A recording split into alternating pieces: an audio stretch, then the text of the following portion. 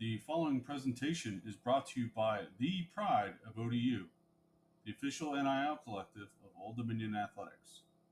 Be a monarchist. Join the Pride.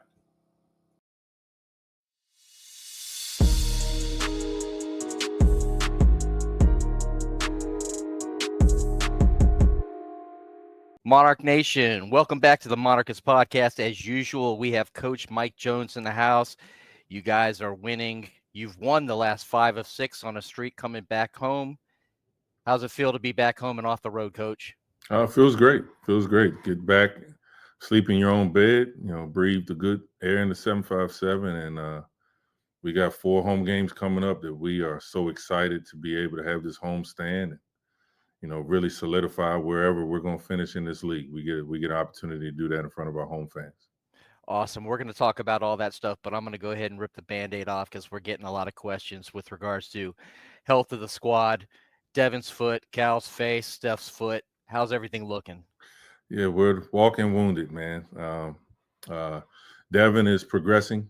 He is, he's in practice every day. He's doing everything that he is allowed to do, but he's still not able to go live yet, with, active defense or for him to be active on defense. So, but we're progressing. He definitely is getting his burst back. He's getting healthy. So, but he's still not ready yet. Cal and Steph have gone through the last couple of days of, getting just a taste just to make sure they're okay. Tomorrow will be the key indicator for both of those guys as to how much they can do and if there's any ill reactions from today with both of those guys. So we'll keep our fingers crossed. Proud of the guys for stepping up when needed, but I would love to have all 3 of those guys back and healthy. It just gives us another dimension. All right, so it's been a few weeks since we've last talked, and you've had quite a few games in that period of time. We haven't talked since the last homestand against Arkansas State and Southern Miss. So let's start with Arkansas State. This game was pretty interesting. They were coming off kind of a long layoff between games. And you saw that early where they were struggling to score to the way you guys were defending them with a lot of intensity. But offensively, it was kind of slow for us as well. A great first half, and the second half, you can kind of tell the story there. Well, I mean, if we're being honest, if you watched, we were down 5. Cal gets a pick and roll, empty side pick and roll, scores to cut it to 3. Rob Davis Jr. gets fouled on the 3, makes all 3 free throws, and we tie the score. We go down. Cal gets hit in the face, has to come out, and like we never truly recovered from that. Cal came back in and tried to tough it out, but just wasn't right. And when he came back out of the game, Jason Mitchell, our trainer, who's doing an unbelievable job with all of our guys, literally was like, yo, he can't go. And we had to play shorthanded. We've matured from that, knowing that, hey, my number could get called every time, and guys have stepped up since then. But in that moment, we didn't do a great job of responding to Cal being out. And I think that was the biggest factor in that game. No, we didn't make shots, but it changed everything. They started getting so many plays at the rim and in the lane that they normally don't get when Cal's in the game. And then at the end, we're pressing, trying to, give it everything we got. And they got plenty of opportunities at the rim, but that literally was the one thing we had to give up in order to put as much pressure on them in the backcourt as we could. So learned from it, and was proud of the way we responded 2 days later. That's a great segue. So 2 days later, you play Southern Miss. We win by 3. It's back and forth first half. They have a 7-point lead. We come back, tie it at the half. And then that slugfest just continues in the second half. In the end, it comes down to a nice drive by Jaden. Tough drive to the hoop, makes a shot and one, puts it in. Talk to us a little bit about that game and really what it came down to. Yeah, well, again, games like that are, if you look, and when teams start to kind of build and grind out and string some things together, a lot of times it is a game like that. So, we're going through, and, we had opportunities to pull away. They had opportunities to pull away, and neither team would kind of let the other do that. And we go up, I think we were up 6, and they came down and hit a 3 and call a timeout. It's just like, oh, like, yeah, this isn't over. But we were able to withstand that. Like, honestly, the way that game went was really good for us. They played us man. They played a little bit of zone. Um, they made our guys really think on the offensive end as to where the holes were going to be. It changed the way we had to guard a little bit on the defensive end because of the way they played. Corbello coming back from being injured and being as effective as he was, with them having such great shooting from some of the guys on the perimeter. Uh, it was a really good game for us to be able to find a way to win. And again, I think it was kind of the springboard to what we were able to do in this past week. Teams that play multiple different defenses and being able to adjust. It was a good opportunity for us to have some success doing that. That leads us into the road trip. Last week, first game of those 2 games was in Lafayette, Louisiana. Old Dominion wins 71-60. This was a close game throughout until late, where you guys pulled away. Solid win. Sean Gordon leads the team with 20 points, 7 rebounds. Talk to us a little bit about what you saw in this game and what you think the difference was. So again, definitely we weren't healthy. Kyle gets hit again. He starts the game and he's out there and he's battling, but he got his bell rung pretty good. That it was hard to see on film, but I mean they clipped him just right, and it literally, he couldn't play anymore. He came out and just wasn't right, so he had to sit out. And Danny Pounds did a tremendous job stepping into that role. And again, that's the difference. Just a week later, that same opportunity was there against Arkansas State. We didn't seize that opportunity, but against Louisiana, we did. Danny comes in, hits a couple threes. He rebounds the ball. He's physical on defense. He does a lot of the things that everybody looks at him and can tell that it's in there somewhere. We got to get it out of him. Well, he showed up and he did a tremendous job. And if he's going to give us that, like, we're a much better team with that version of Danny Pounds playing. And then South Alabama, the team that we've heard a lot about, pace in the Sun Belt, first in the Sun Belt. I think first in offense, first in defense, coming into that game. Mike and I, unfortunately, well, not unfortunately, but we had a baby shower we had to go do for an Old Dominion Hall of Famer. So it was pretty awesome. And then the wives made us go play Topgolf. But like good husbands who are basketball fans do, we break out with our cell phone and stream the game from the table. So Mike's kicking my butt in golf, but I've done the good job of securing the game there. And sometimes we're having a hard time controlling ourselves because this was an exciting game to watch. I mean, just, back and forth. I don't even want to describe it too much. We want you to describe this game on why it was such a big game for this squad at this point in the season. Well, I think a couple of things. We hope to have many games where we're going into it and there's something on the line. And we knew going into the game that we were one of the couple teams that had 1 loss and that South Alabama had no losses. So we knew we were playing for, even as early in the season as it is, who's going to be in first place, who's going to be tied for first place. So, we made sure our guys knew that. And, to be able to play with that kind of nugget out there that you're going after and to perform the way our guys performed, I think is a great indication of what we're capable of. South Alabama plays unlike any other team in the Sun Belt. Like, they press the entire game. They, come at you with different zones. As I've mentioned before, like, I'm very proud of the way we attacked it and how together we were. They wound up having to come out of their zone defenses and play box and 1 on Rob. And then because Sean is doing so well, they had to go triangle and 2 on Rob and Sean. And these are things that, as a coach, you're proud that your team is executing to the point where, teams are throwing junk defenses at you. And we never blinked. Like, even every time they changed the defense up, we had a freshman point guard out there that's not playing like a freshman.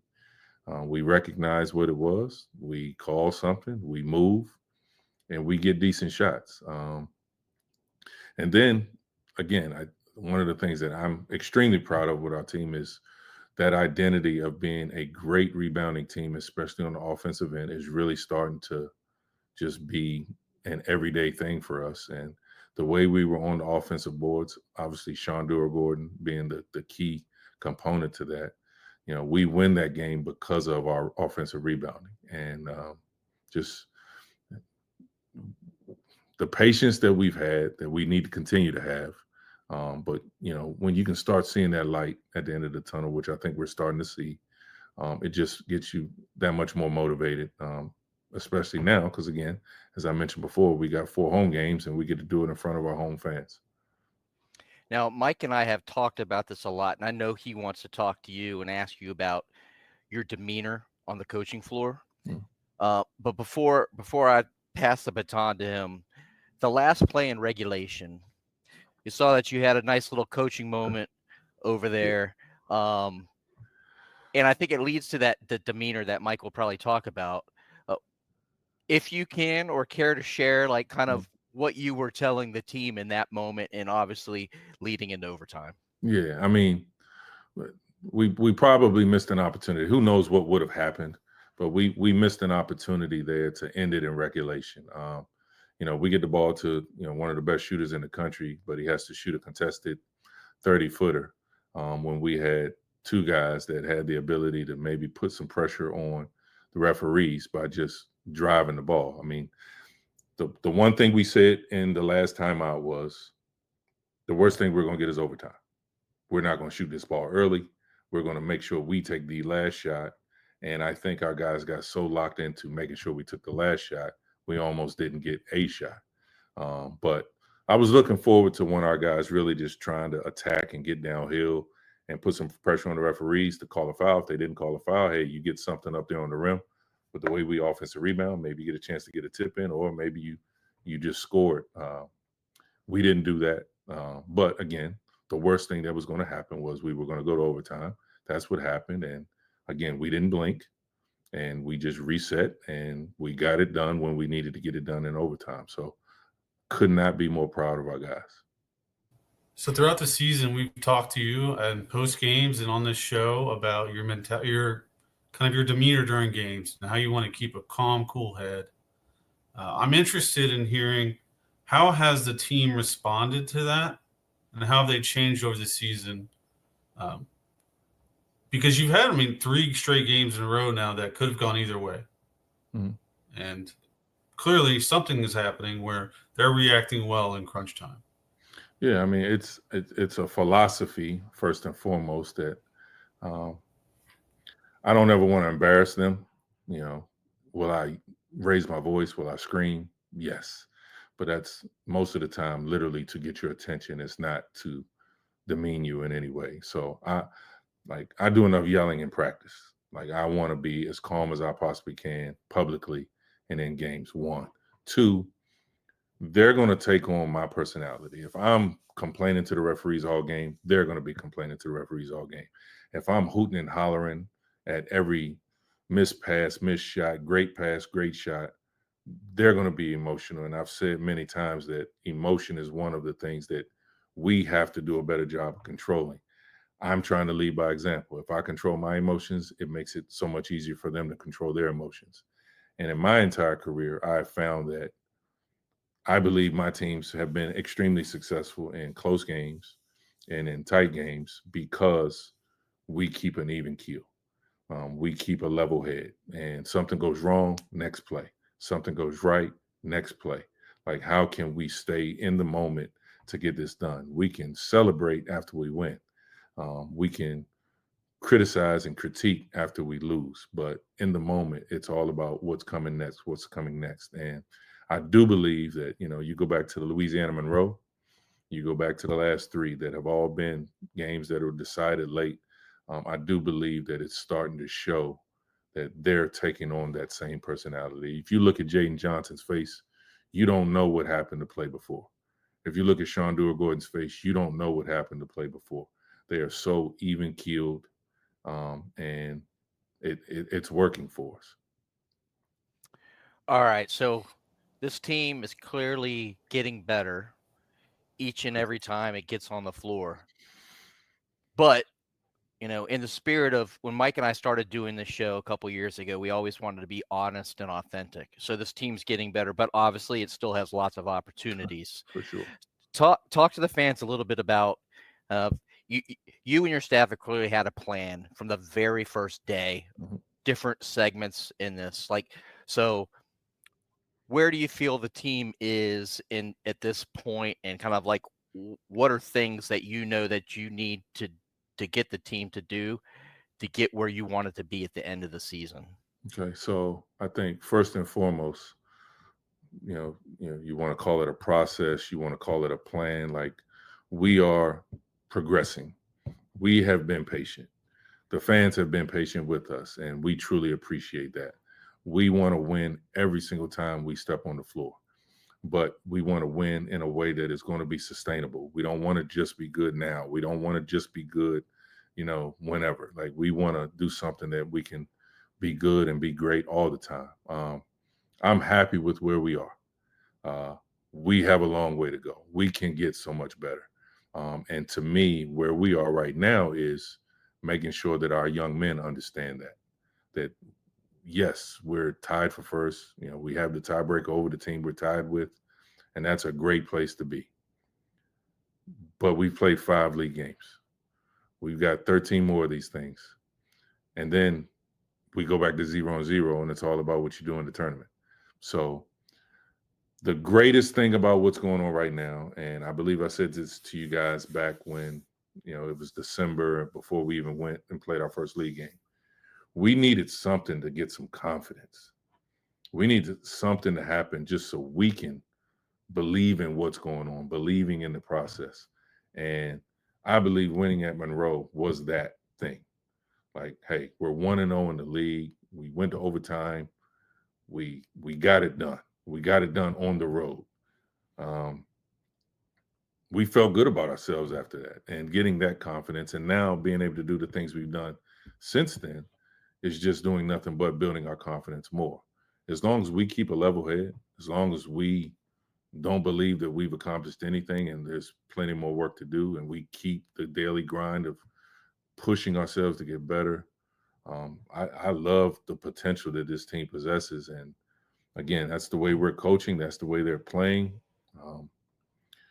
We got a chance, but we got to keep working. We cannot ever exhale and feel like, like we've done something, because we haven't. There's a lot more basketball to be played. And, if I'm in any locker room, if I'm Louisiana Monroe and I'm 0-5, I'm saying the same exact thing. So there's a lot more basketball to be done, a lot more improvement we can make, and that's what we're working towards every day.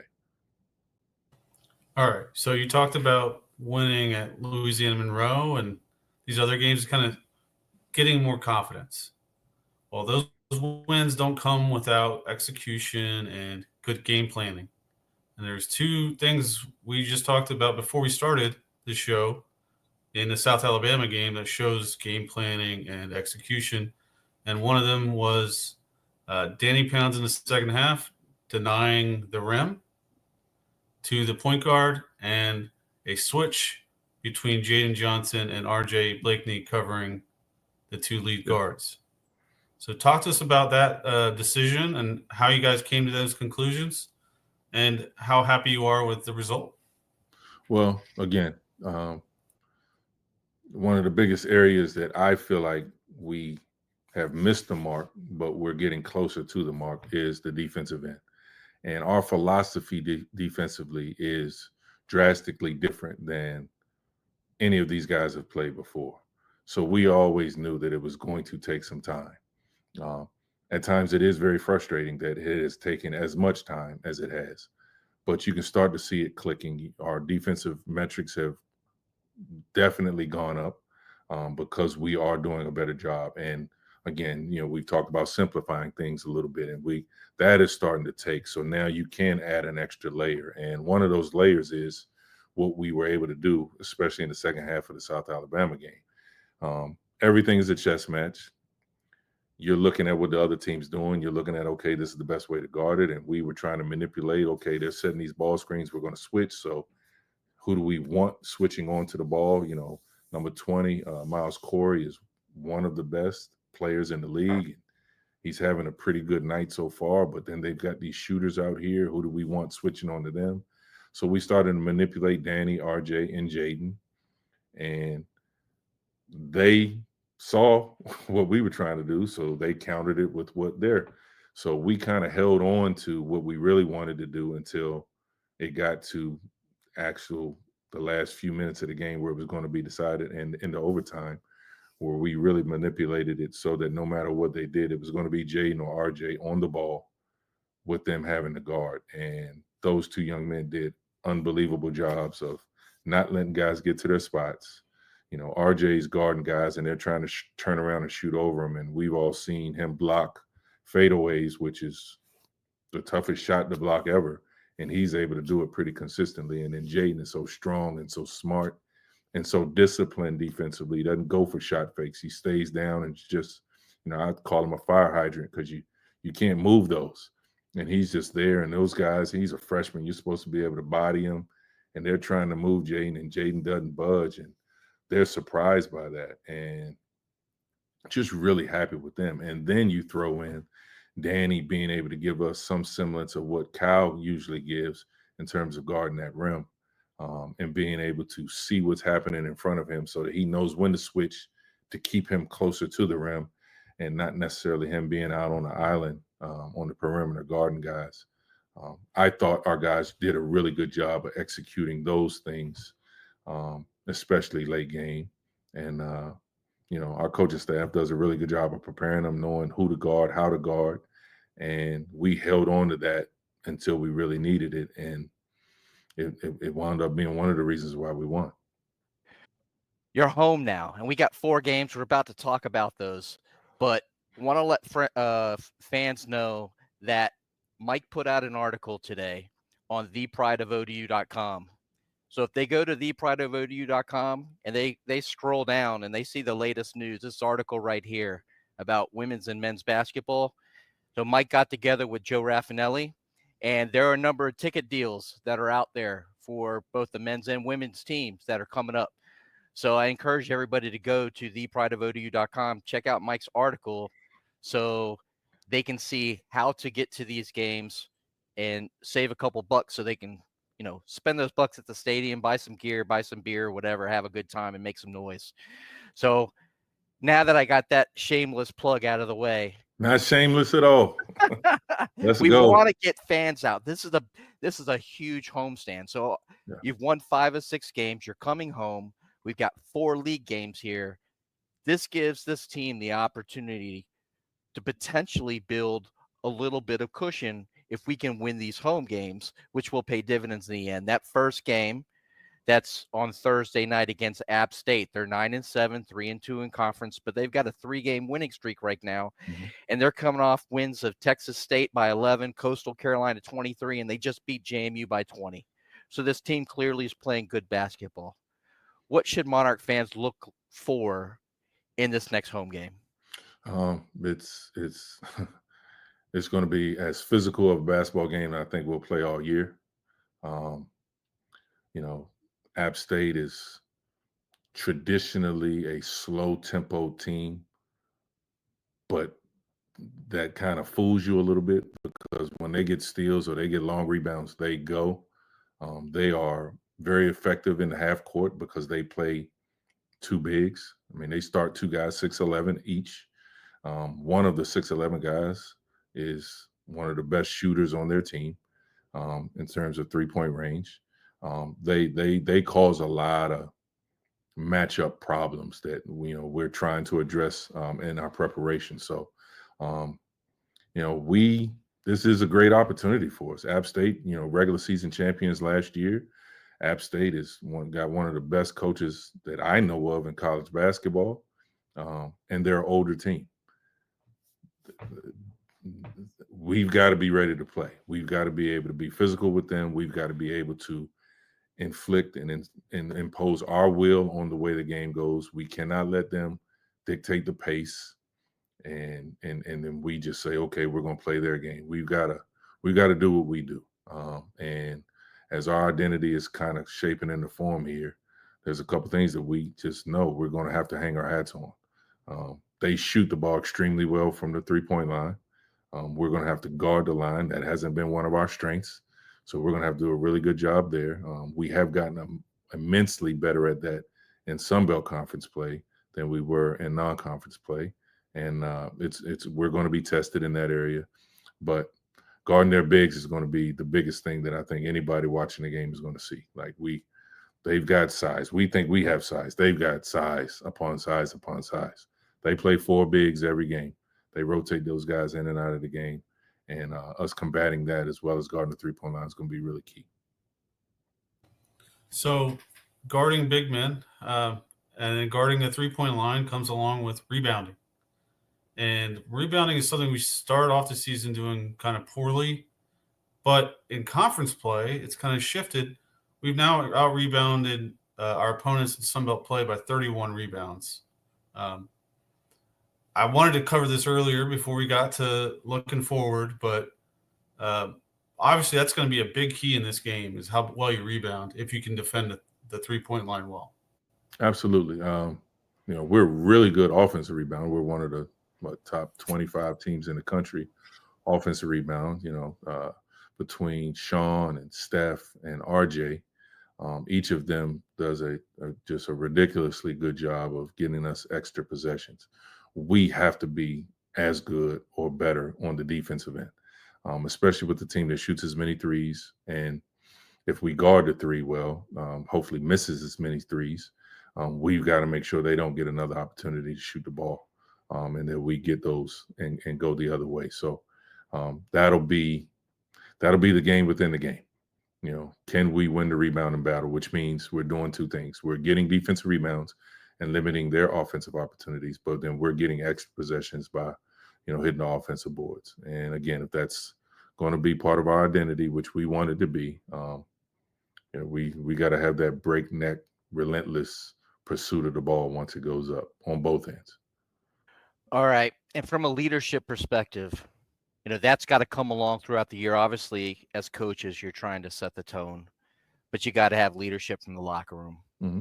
And oftentimes that'll come from your point guard position. But you got a true freshman as point guard. Mm-hmm. But Jaden seems like a pretty stoic guy. He seems like a guy who's seasoned beyond his years. Is he starting to grow into that leader that you need inside the locker room, despite him being one of the younger guys? You know what? It's hard to tell, but from my perspective, what I see is, there's leadership by committee. Like everybody, this group is so unique because there were no previously established relationships before this crew got together. Like, just wasn't. And so they've kind of, like, if you listen in our huddles, Rob is usually the one talking, but at any point in time, other guys will say something. Steph will get everybody's attention. Kyle will get everyone's attention. RJ may start talking. Like you have guys shoot. Even Emo will get the guys together to talk. Devin, gets the guys together and says things. And, one of the things we do every day is we circle up at the end of every practice and we talk a little bit. And I'll call on guys to, we want to empower them to have a voice. We want to truly believe in, you got some guys that are just naturally shy. So I'm going to do everything I can to get you out of that. And so, I'd like to think that the committee that they've kind of molded into, like, there's so many guys talking in the locker room and they're all consistent in their message. And it's taking a hold. It's taking a shape within our team. All right. So I know we don't look ahead too often because you're focused on the next game. Yeah. But we have 3 other home games we need to promote because we won't see you until after these are over. This Saturday, Georgia Southern. This is a chance for you to buy 1 ticket and see 2 basketball games, because you can see if you buy a ticket to the men's or the women's game, you get in free to the other, right? I think so. So yeah, that's true, Mike. You're not going to get a much better deal than that in college sports. You get 2 games for the price of 1, 2 teams that are near the top of the league. But do you know anything much about this Georgia Southern squad? Yes, I do. um, they're really good. You know, Coach Charlie Henry came from Alabama, uh, brought a lot of intensity with them. Their team that last year started out struggling. You know, did not win very many, if any, games non-conference. They get in conference play, and they're right there. You know, they're right there in the middle of the pack, and they're beating teams above them, and like they're going to play really hard. They try to play a breakneck pace. Um, they're going to do a little bit of everything. And one of the things that, you know, I look at, you know, South Alabama being the one off, like there's so many things that as we play App on Thursday in preparation for them, there's certain things that will help us in our preparation for Georgia Southern. So that's a good thing. Same thing happened last week with Louisiana's zone, the few possessions they played us zone, helping us to prepare for South Alabama's zone. Um, these are things that, you know, fortunately enough, we have in front of us. So, but Georgia Southern will be another game that it's going to take a great effort for us to win. But again, we get to do it at home. It's Saturday. That's Alumni Day. We're going to celebrate some championship teams from the past. It should be great energy in the building, and you know, we're going to feed off that energy, try to get another win. All right. Are you able to share any of the alumni who are coming back in case fans are curious, or is that kind of under wraps for now? No, I mean, I can't tell you who's for sure coming because I don't get the RSVP list, but the 1975 national championship team is coming back because they're on Friday night getting their national championship rings 50 years later. On that team was Oliver Purnell, and I know that he's talked about coming back, and I am praying that he can make it. He lives in California. Some of his family lives in California, so they're in that area with all the fires. So we pray for them. One, but you know, God willing, he'll be able to make it back, and I would love to see him, and I would love for him to see us, and that would be huge for me personally, as I haven't really spoken to him since I got the job. Uh, so I spoke to him the day after I got done. So I think I spoke to him March 2nd, but I haven't really had a chance to connect with him since then. Um, and then again, all the people that were on that championship team, and then a couple of the women's teams, their championship teams are also being honored and recognized. So I would assume that some of them will be back as well. It should be a good day. Old Dominion basketball is a program that is proud, that has won.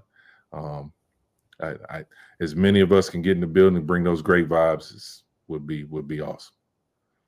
All right. Yep. Prayers up to everyone in the LA area. It's a scary situation, but thinking of all of you. Next Wednesday, JMU comes to town, and then next Saturday, Coastal Carolina comes to town. Two more great opportunities to come cheer on the Monarchs, especially Wednesday when we play our rival, James Madison. Yeah, looking forward to that. A lot of work to be done between now and then, but I'd be lying to you. I mean, yeah, they're in state, they're conference rival. They're, you know, my 4 years here. You know, we played twice a year, home and home, but we also wound up playing them in the CAA championship 3 of the 4 years, playing them in the CAA championship game. So, I gotta acknowledge there's a little extra juice every time you go against ODU and JMU. So, looking forward to that. Not And going to that's- think about it until Saturday afternoon, evening, but definitely looking forward to that. I guess my follow-up to that would be, obviously you were in an era where you guys played 4 years for the same school, and that was the common thing. Mm-hmm. These days, it's a little bit more rare. Mm-hmm. Is it harder for players nowadays to appreciate a rivalry? I'm going to hope not. And again, I say that because, I mean, I haven't talked, but we're not going to talk about JMU until Sunday, Monday. But they're going to know how I feel. And as we communicate, and I mean, they feed off of the energy we give.